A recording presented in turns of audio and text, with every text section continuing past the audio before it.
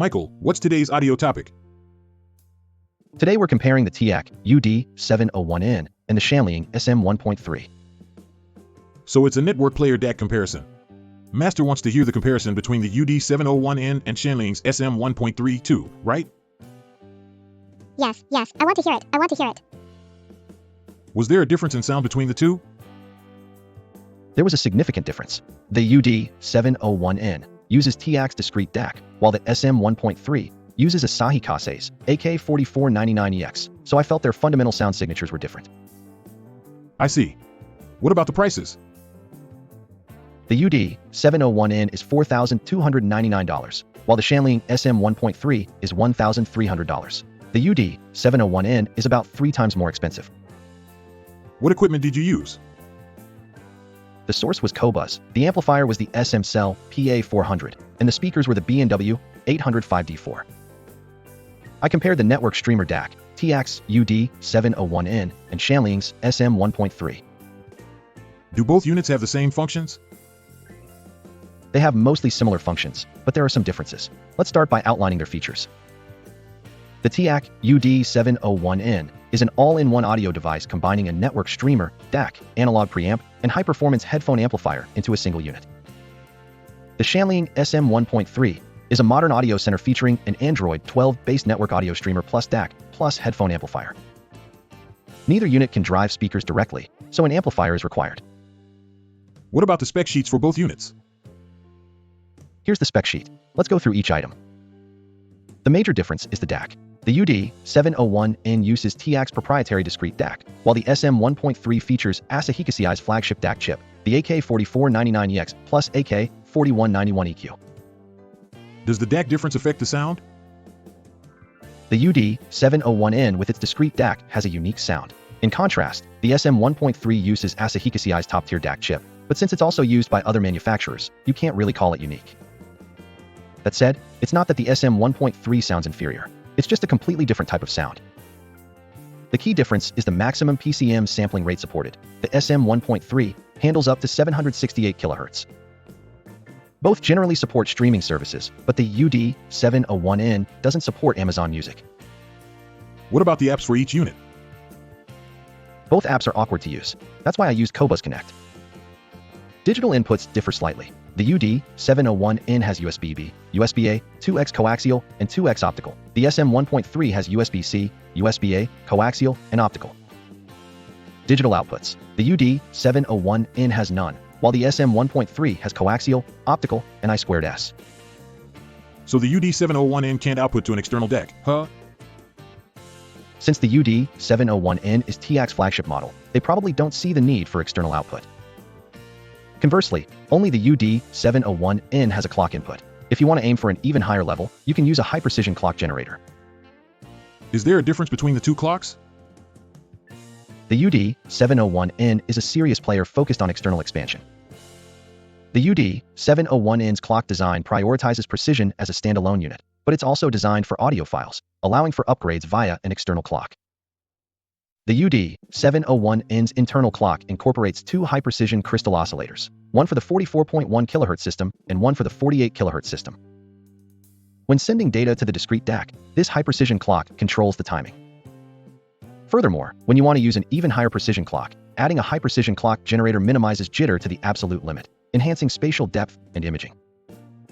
In contrast, the SM1.3 is an optimized model that integrates the latest technology internally. The SM1.3 was developed with the approach of eliminating jitter within the chassis, instead of having a clock input.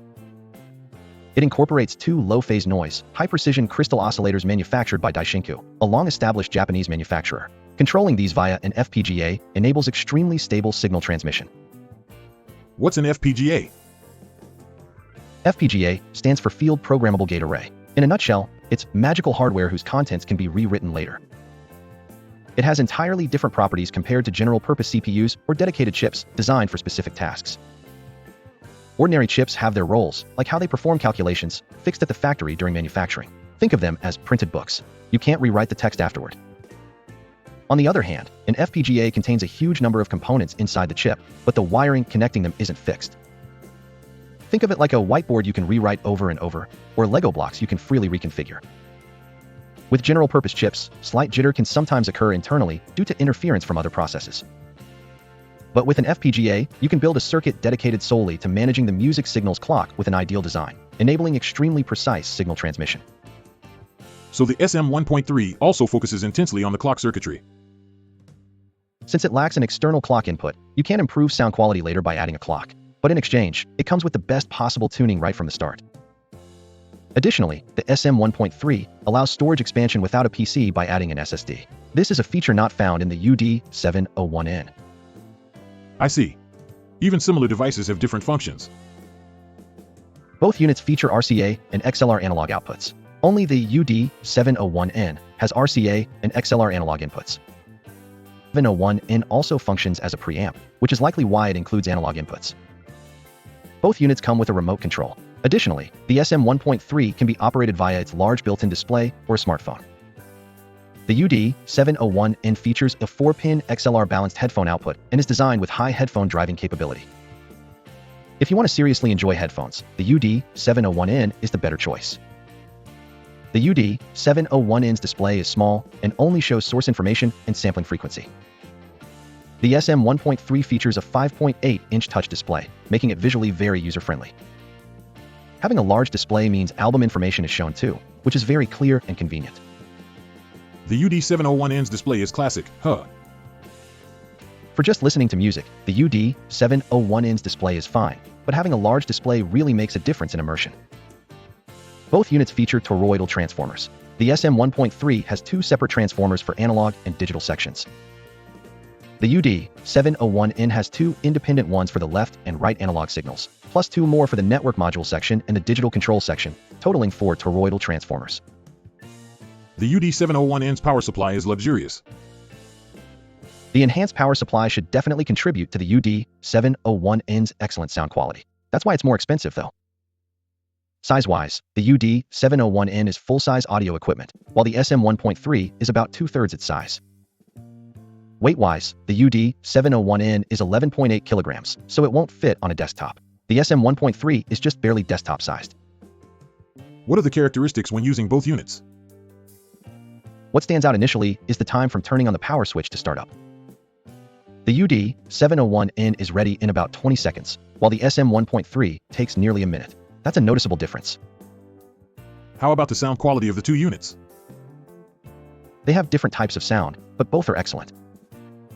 The UD-701N isn't high resolution, but it has a clear, transparent sound with well-controlled noise. It makes you want to listen forever. In contrast, the SM1.3 has a crisp, very high-resolution sound, yet it also has smoothness. It's hard to choose between them. I see. Which one do you prefer, Michael?